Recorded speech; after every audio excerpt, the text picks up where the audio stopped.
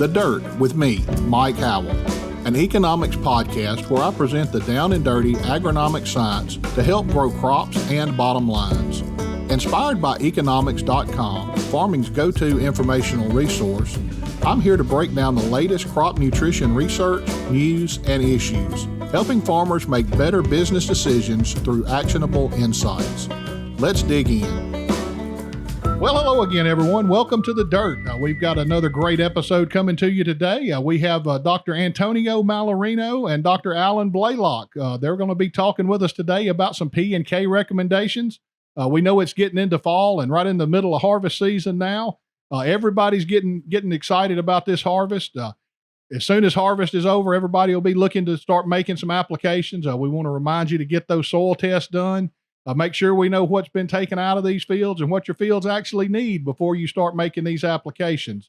But today we're gonna talk a little bit about some P&K recommendations. Before we get into it, I'm going to ask each of our guests to introduce themselves a little bit first. Dr. Mallarino, if you would let everybody know who you are and what you're doing.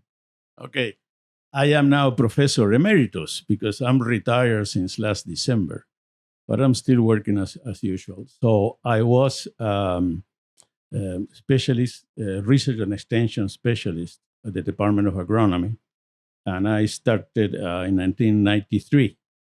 So I went all the way from assistant professor to emeritus now. And I have been, my work focused mostly on PK, lime, micronutrients, anything except nitrogen. Okay. That was my emphasis. Okay. Well, Dr. Mallarino, we appreciate you taking a day off of retirement and coming and visiting with us. I know you don't retire very easily. You're still working. I think you did several talks yesterday. But our next guest is Dr. Allan Blaylock. Now, he is no stranger to The Dirt. Allan's been on multiple times with us. But Allan, for those who are just tuning in for the first time today, if you would remind everybody who you are and what you do. Yes, Mike. So I'm senior agronomist with Nutrien, our wholesale part of our company. I'm based out of Colorado, and one of my primary responsibilities is to cover a lot of the Western U.S., although I get over into the Corn Belt quite a bit. I'm also an Iowa State alum. Antonio and I kind of overlapped in our graduate work back in a long time ago. Don't say it. So I've known Antonio for many years, and we've associated through a variety of professional activities over the last several decades. So good friends, good colleagues over that time. Well, I was going to add up how many years experience we had sitting here at the table today, but I think we'll not pull the calculator out today. We just say we have a lot of experience here to talk about P&K recommendations. Now, Allan, I know you travel all over the world really and do presentations everywhere. Before we get into the P&K recommendations, I've got an off the wall question for you. What's the biggest crowd you've ever spoken to? Live or a live crowd. Live audience. I've probably spoken to audiences in excess of 1,000. Okay, well that's a pretty good crowd, but don't get nervous or anything. But I'm told we're going to have 300,000 people here today, and we're projecting out here to everybody. So you've got a 300,000 crowd audience today. You can add that to your resume. That's awesome. Well, guys, let's go ahead and get started. Dr. Mallarino, the reason we asked you on today is I saw a recent publication that you did right before you retired. It was entitled Newly Updated P&K Guidelines. Now, in this publication, you identified some reasons why the recommendations needed to be updated. So let's kind of get started off. What were the main reasons for the change to these guidelines? Well, part of my work was interpretation of soil tests, and fertilizer recommendations for Iowa State. And in this area of research, you need to be doing continual research, because things change. The hybrids change, the climate change, the management change. So we have this publication started to be published, I believe, in the middle 80s. And every 5-6 years, we do an update. So in fact, since I started working at Iowa State as a professor in 93, we have updated it about 4 times. So the last one was in 2013. And since then until 2020, I may have about 200 field trials for P, another 200 for K, looking at all kind of things, placement methods, rates, but also soil test calibration.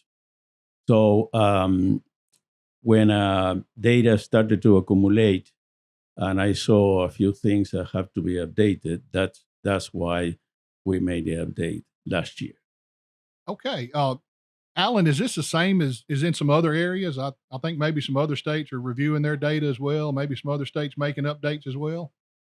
Yes, I think we're seeing a renewed interest in updating some of these recommendations. I think Dr. Mallarino has done a pretty good job in comparison to maybe some of our other institutions. And it's a challenge because oftentimes we don't have a lot of research dollars allocated to these updates and doing the trials that are necessary to update those recommendations. And so we see sometimes changes in management and changes in varieties, and these things that Antonio mentioned are happening faster than sometimes we're able to keep up with those recommendations. So but I have seen a renewed interest from a number of our land grant institutions in trying to bring those recommendations current. And there are some national efforts and programs being established to help support that activity and bring all of the trial data into updating these recommendations. So it's a really important activity because these fertilizer recommendations are a key piece in the farmer's profitability equation. Okay. Well, Dr. Mallarino, what actually changed in the recommendations this year? Okay. Even though I work a lot in soil testing, I never was a lab mouse. You see, I was a fertility guy with dirty boots, in the field. And one of the reasons that I had been able to do all this research, you see, I'm known for the maniac of number of trials on farmer fields and so forth, is because of the support. Mainly, I should appreciate the help over many years by the Iowa Soybean Association, and then many industries, you see, like PCS, Agrium before Nutrien, and even seed companies like Monsanto before, Bayer now, and Pioneer, things like that. And then the institutions such as the now defunct IPNI that was closed 2 years ago in what I believe was the worst mistake the fertilizer companies have made. So all those things helped me keep up to date and then seeing that some things needed to change. So in summary, there are three main reasons, okay? One is that, as I said, we do these response trials continuously because things change, okay? So I noticed that some things have to be changed. For example, the phosphorus salt interpretation had to be increased a little bit. We are recommending to maintain a bit higher levels than before. Potassium also, and by the way, since I started working in '93, we updated 4 times the potassium levels, every time going up all the way, because that's what the research shows. You see? Okay, so that's part of it. But when we look at the comparison of all these like 400 trials over the last since 2013 and the previous one, that's a reason, but not that much. You see, it just there is a need to increase. You see, the Iowa State philosophy for recommendation for P and K has been that P and K are the basis of production. Yeah, nitrogen is important, but P and K should be there. And then we are blessed with the soils we have in Iowa here, much of the humid corn belt, that if you apply a little bit more P or K that you need, I mean, it's not a waste. It will be there next year, you see, because these residual effects that we call. So our philosophy has always been to clearly define what we call the interpretation categories, the very low, the medium, optimum, things like that. And we are one of the few universities that very clearly in our publications explain what the heck those things mean. What is very low? What is low? What is optimum? how do you define the range of soil test values that you recommend to maintain based on removal? Okay. So we have been doing that very well since the early 90s. And so we base these limits, these interpretations, the boundaries, based on the probability of response. Okay. So then when I was looking at our interpretations that we had from 2013 and looking the new data, I saw that we needed some adjustments because we defined, okay, the very low, we should have at least a probability of 80% response or higher. In the low, 65. In the optimum, in some states, they call it medium, which is the range that we recommend to maintain for long-term profitability. It's about 25% or less. Okay. And then the high, 5%, so forth. Okay, so we had to, 4 or 5 that work in the publication, I had to update that. And the indication was that we needed to increase a bit those ppm. Okay, Yep. So that's the first reason. But there are 2 other reasons which may be actually more important. One is that I have been doing so much soil sampling research, grid sampling, zone sampling, all that stuff. Soil testing. I have been representing Iowa State in the NCR 13, the Central Region Committee, and the Nationals, and all these things. And I know better than anybody that soil test sampling and testing is good. It's a good tool, but by no means is perfect. There is lots of variability out there, especially variability with spatial variability, small scale and large scale, and also with depth. You see, some people don't sample always, the 6 inches, I would say, maybe 7, maybe 4, who knows, Okay, so I noticed that the range, the category that we recommend apply removal-based rates, that optimum, that it was too narrow. For example, for phosphorus Bray or Melic 3 was 4 parts per million. Heck, and that has been bothering me for long, because 4 parts per million, I mean, that's the variability that you get even in the labs, it's too much. So even if you do grid sampling, 2.5 acres and taking 10, 12 cores per sample that nobody does, they take just 4 or 5. I mean, that is too much error. And one of the main philosophies of Iowa State is that if we're going to make a mistake with our recommendations, is that we are recommending too much, not too little. Okay. For example, what we recommend for the very low and low categories is to maximize yield. It's not to get the maximum economic yield, because you really don't know 1 year before what the heck the prices will be. Okay. And even people that rent or subcontracts, as long as they know that they will have that field next year or the other one, they should not make the mistake of applying too little PRK in those low tests. Then in the removal, it's okay. You see, there is more flexibility in the removal category in that up, but it was too narrow. So the main change actually was that the border between the optimum and the high, that was made wide. So now it's about 7-8 parts per million for P, for the Bray and the Melic 3.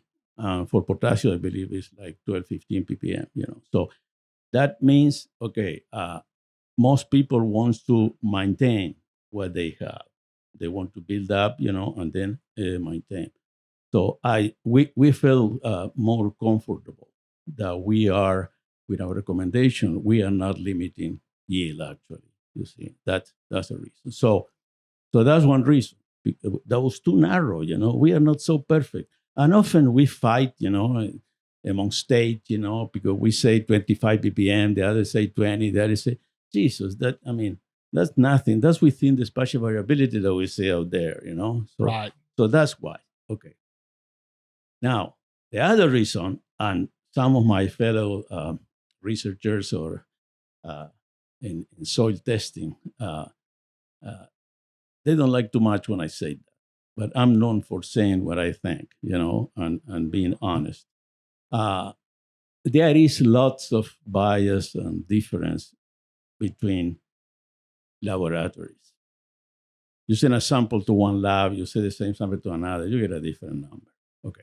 So we have been working on that for many years. And I say we because I was one of the ones that helped develop the NAPT, the North American Proficiency Testing Program. I don't remember when. I think it was in the late 90s or something like that. So since then, now the NAPT has I think 160, 170 labs from the United States and Canada and Mexico and other places. Things have improved. You see, when you look at all the samples that they get and you look at the distribution, the deviation, things like that, there has been an improvement. There is not so much wide difference as before, but it still is there. I'm sorry, I know that because I send samples, the same sample, mix, ground, exactly the same, and I send to a different labs. And in the break, we may get, some may get 15 and the other may get 25 or 20. I mean, it is important, the bias.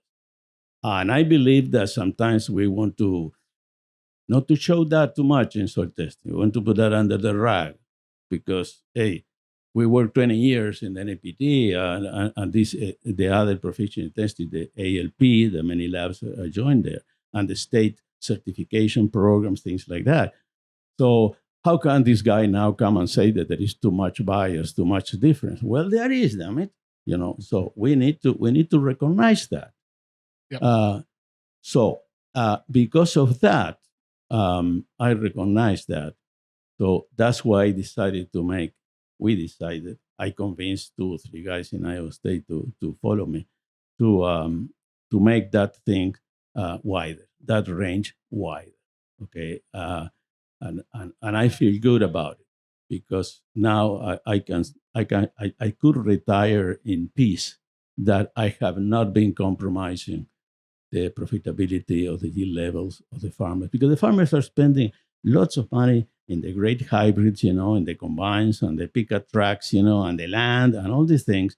And then when it comes to P&K and soil testing, sometimes they say, oh, I tell them you should take soil samples every 2 years instead of every 4 years. Oh, I cannot afford that. Oh, yeah, but they can afford $40, $50 per acre in some snake oil that doesn't do anything, but they don't invest, in soil testing. But we need to recognize this difference. So I believe that now our recommendations reflect better what's going on out there. And then always about half of all my trials has been either in research farms or in farmer fields. So I think they really represent what's going on out there. Well, Dr. Mallarino, you touched on a lot of different topics there and a lot of information. And I think you probably redid about probably 10 or 12 podcasts that we've done over the years. Touched on a lot of topics there. But Allan, one of the things that Dr. Mallarino mentioned was that in his updates, I think he said all 4 of the updates, the K levels or the K response needs to increase, add more K in these recommendations. And, that reminded me of a podcast that we did a few months ago where we talked about the levels are still showing less and less in the soil test. And do you think we may need to keep looking at this and increase those levels even more? I mean, the levels in the soil are going down. The levels in the food is going down. Why are we increasing it in the soil and we can't see the results in the plant? Well, the last part of that question, I think, is some of that's a bit unknown. But when I look at soil test values, and I look a lot at something called the North American Soil Test Inventory, which was started a couple decades ago by IPNI and has been continued in recent years. And that's done every 5 years, where they solicit samples from all the commercial laboratories and state laboratories that are willing to submit samples. And then they look at the trends in that soil test data. And for much of the Corn Belt, soil potassium continues to decline. Now, I think Iowa State, it's leveled out and maybe starting to increase a little bit. And it could be a result of those improved recommendations. But nonetheless, potassium is a nutrient that crops take up in pretty large quantities. Like corn is pretty similar to nitrogen, the total uptake amount. And so it's not something that we can ignore. The crop is removing a lot, and we're often not applying amounts equal to what the crop is removing. Now, there's certainly large reservoirs of potassium in many of our soils. Not all of it's crop available in any given year, of course, and the soil test is attempting to measure that.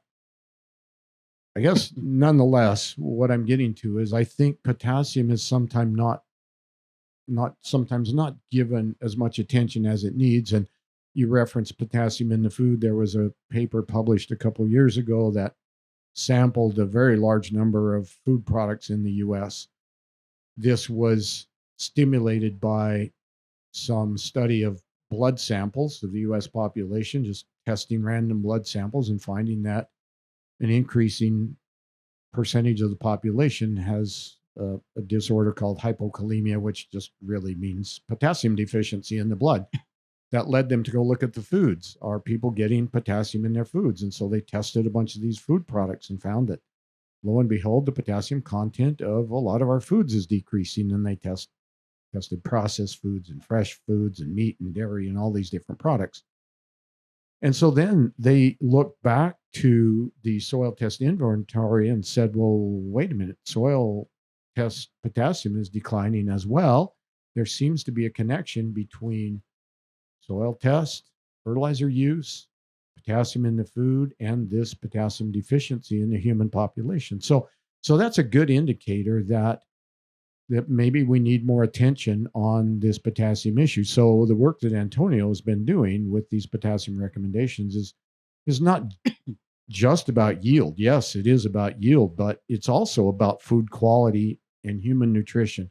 The way we grow our crops can have a profound influence on human nutrition. And so making sure that the crops are adequately fertilized, that they have proper nutrition.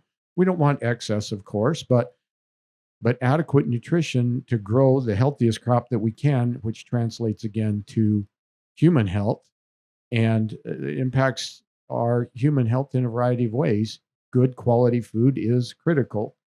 And so it's about maintaining productivity and farmer profitability, but also I think it's connected to food quality. And it's been something I've been watching in recent years, and especially with this paper being published, that kind of was a wake up to me. It's like, whoa, wait a minute, maybe this needs more attention. And I think Antonio's work is showing this, and I think other institutions are finding similar things as well.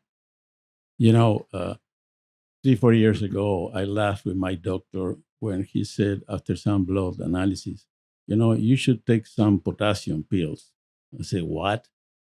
You know what my work is? That's great. I can just get a couple of granules of potash, and eat every day, Anyway, I just want to say that I agree 100% with what Allan said. But I would like to say a couple of things. One is that we need to be careful when one interprets those soil test summaries, because, for example, in Iowa, we have different worlds inside Iowa. So if you look, for example, the major parts of Iowa where manure is applied, you see, and most people apply manure according to the nitrogen needs of corn, which is okay. So in many cases, that means that there is a huge buildup of phosphorus. And I have been working on phosphorus and water quality too. So, and we have fields in Iowa. Let's say we say, okay, the optimum for corn and soybean is 25 parts per million. That we have 40, 50, 100, 200, 300 parts per million. You go to the Malvarda Peninsula in the east, there may be 1,000, 2,000. So actually, if there is a decrease there, that means good management of phosphorus. But in the same areas, I have found huge deficiency of potassium. Why? Because when you apply manure with some manures, some potassium was lost already, especially when they just put the poultry manure there in piles, outside. So we need to be careful, you see. So some decrease in some areas is good if it is in the right fields. But there are others that, yes, I was worried. And, all of us people are hesitant to change, there are some that are revolutionaries once in a while, but all of us have to change. And what happened in Iowa, I mean, is that, and that has been my main fight with potassium over the last few years, is that they don't recognize that corn, in 10 years, we have 20, 30, 40 bushels more average yield. But they keep applying the same removal rate that they have been applying before. It just doesn't make sense. And then in corn now, we have lots of people that harvest the corn stalks and for ethanol. And when you remove grain and the corn stalks, you are increasing by at least twice, maybe 3 times the potassium removal. And people don't recognize that. So essentially, I mean, there is no magic, guys. They have high yields, they have all these things. But if you don't put what you should in order to maintain those rates, you're not gonna do good management. It's bad economics. It's bad for the yield. It's bad for the composition of the nutrients. So and then the other thing that happened with potassium, and every time you see when people listen to me speaking in Iowa and nearby states about potassium, and seems that I were selling potassium, and I say, listen, I have no stocks on the fertilizer companies, nothing, okay? But we have this issue with potassium. Soil testing for potassium is much more complicated than for phosphorus or pH or lime requirement, for example. There is uncertainty. In spite of all the work, there is more uncertainty there. And when you look at the agronomics of the potassium and interaction with other things, for example, if you have a phosphorus deficiency, you get yield loss, but the response of corn to the nitrogen applied is proportionally the same. Okay, if you had a phosphorus deficiency or not, the diseases in soybean, things like that, they're about the same. But with potassium, there is a huge interaction. And I was suspicious what old timers were saying because I never see good data.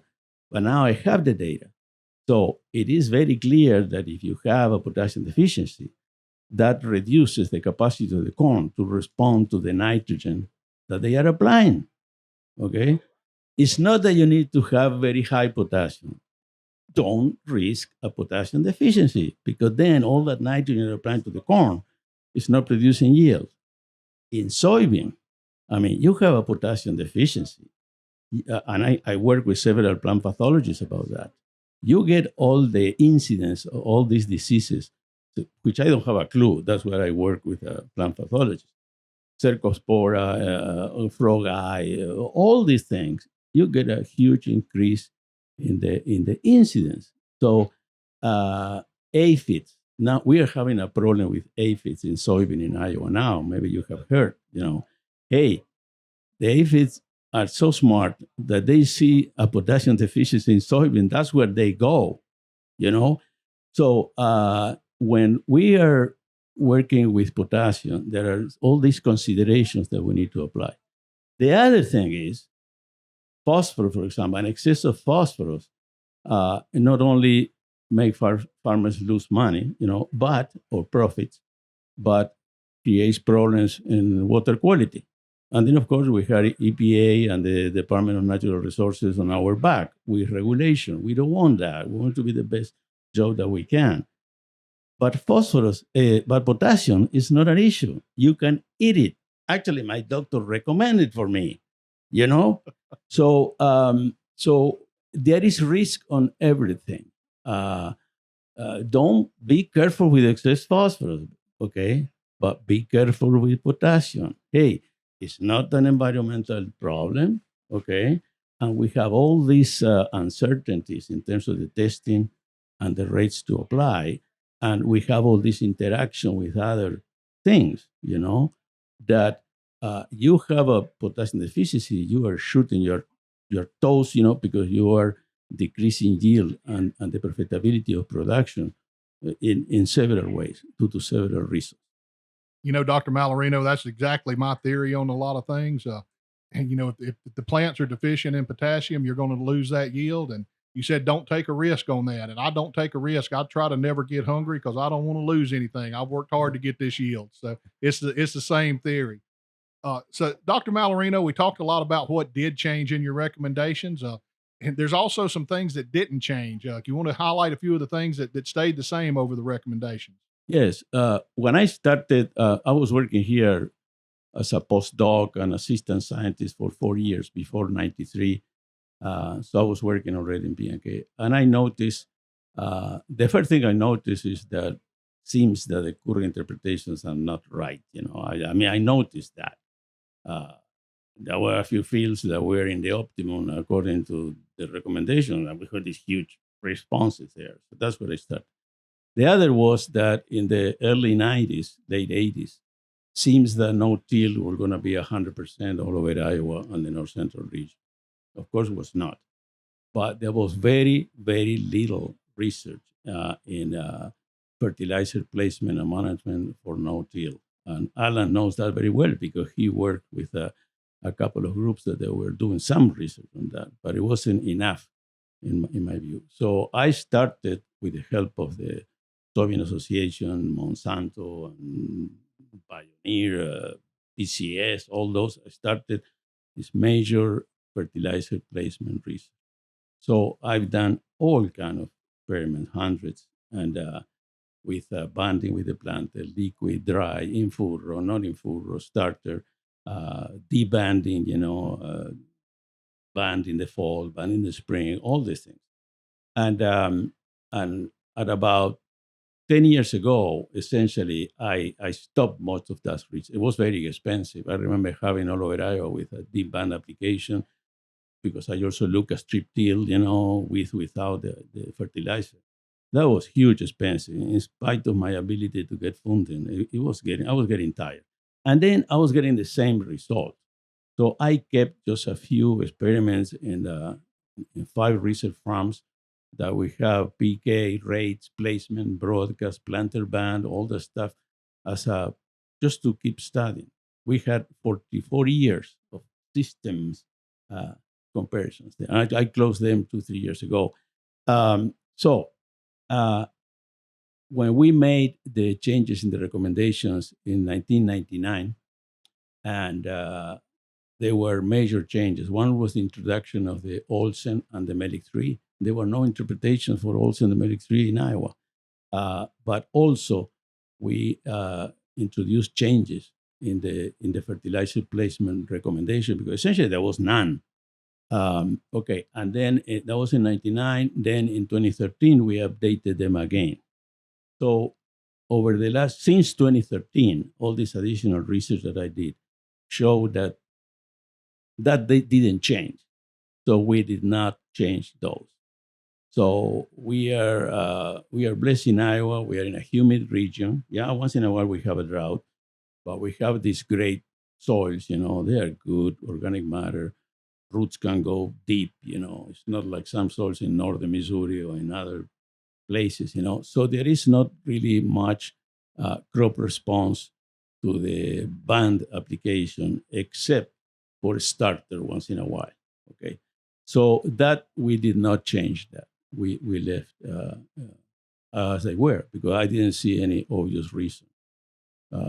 The other thing is that I forgot to say, we also increased the recommended rates for the very low and low categories. That's because we have higher yields, because I am convinced that farmers should not have deficiencies in those ranges. So we increase a bit the recommended rates, for corn, soybean, for the 2-year rotation, for alfalfa, things like that. Now, I remember we did all these changes, which essentially means to put a bit more fertilizer. And now we have corn at 350 per bushel, So, but that's what research shows, But I believe that avoiding expenses in some things that are not needed, okay, that could help, And so I believe that had to be done. Well, that kind of leads me into my next question. Allan, what we hear a lot of growers talking about reducing their P and K rates, and their main reason for doing this is to cut expense when these fertilizer prices get really high. Hey, what, in your opinion, what are the concerns with this? Can we reduce these too much, or is it possible to reduce these for a year or two? Mike, that's a question we hear a great deal, as you know.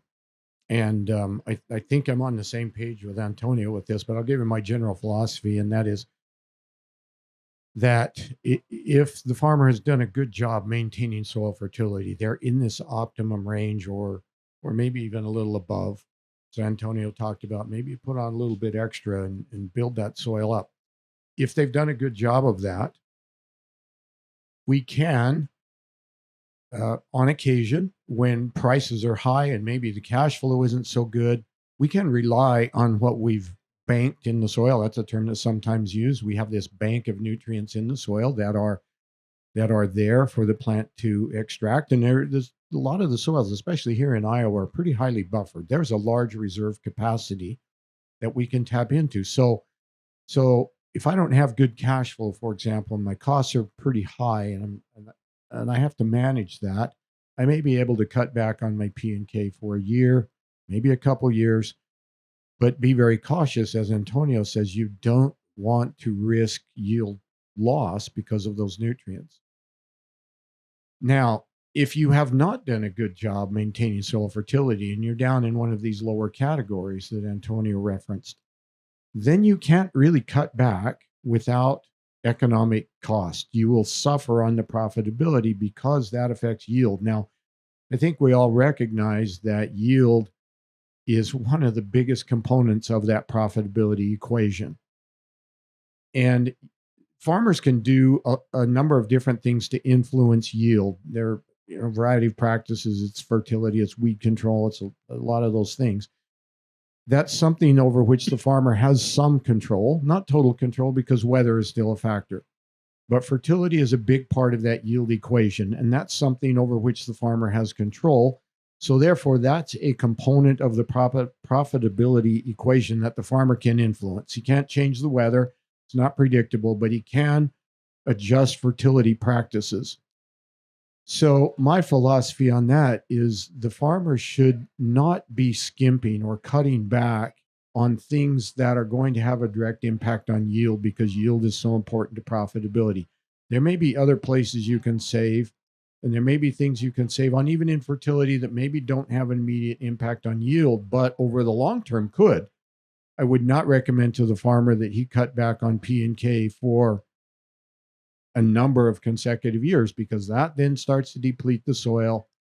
Then you're going to start suffering yield increases. And in order to bring that soil back to where you want it to be is going to be even more expensive, because it's going to take larger applications to get back to that fertility level that we want to maintain. So there may be cases where, back to your direct question, where we can reduce those applications in the short term without suffering if we've done a good job with soil fertility, but not if we have low testing soils. If we have not maintained soil fertility, then it's very difficult to cut back without directly impacting yield. And that's not what you want to do, because that starts to cut into profit. So that's kind of my position on that. I like the idea of maintaining an adequate soil test. I don't need excess, but maintaining a kind of soil test that gives me that flexibility to use that bank when I need to. Yeah, I agree 100%. That has been the Iowa State philosophy since the 50s, really. And I have just continued that. See, it is very important. That's why we define very clearly what do we mean by that category that we recommend reposition. You see, application and removal. You see, a 25% response. If 1 year, things are bad, you don't apply anything or just go with a starter. It will be okay, you see. But if you don't, then you have to apply more, next year or the following. So, but that's the good thing that we have here in the North Central region. We have this flexibility for P and K, which we don't have in some other states. See, we have states in the South that are extremely acid with exchangeable aluminum, things like that. Some soils that are developed in the ash, volcanic ash or basalts, in the West. I mean, there, people are afraid, because it seems that of the fixation, things like that, because the soil is a black hole, that will eat your phosphorus, your potassium. Well, we don't have that issue. So it's not exactly a good bank, the soil, because it always charges you interest, like, for example, you lose something with runoff, things like that. Right. But we have this capability of this flexibility on the application. We can apply every 2 years. We can apply for the rotation. If somebody wants to apply every year, that's okay, but you don't have to, So all these things, I believe that that's what we want. We don't want excess, but we don't risk. And then what happens when things are bad with the farmers? The first thing that they got is lime, okay? Which also is an issue. I mean, we have, in spite of all our work for so many years, okay, still I get samples of 5.2, 5.3. Jesus Christ, nobody should have that, So that's an issue, but they cut it. Then they cut P and K. Now, they don't cut nitrogen because in corn you can see. You can see the difference. You can see the fight and you can see the things, So they don't cut, which actually some should cut. But anyway, that's another story. Yes, I agree with Allan said very well. I do agree. Well, gentlemen, I am really enjoying our discussion today. I think we're hitting on a lot of great topics, but our listeners can only digest so much at one time. So if it's okay with y'all, we're gonna stop this one here, and we'll pick back up next week. And listeners, we want to invite you to tune back in next week as we continue our discussion with Dr. Mallarino and Dr. Blaylock, talking more about P and K recommendations and how to make these applications correctly.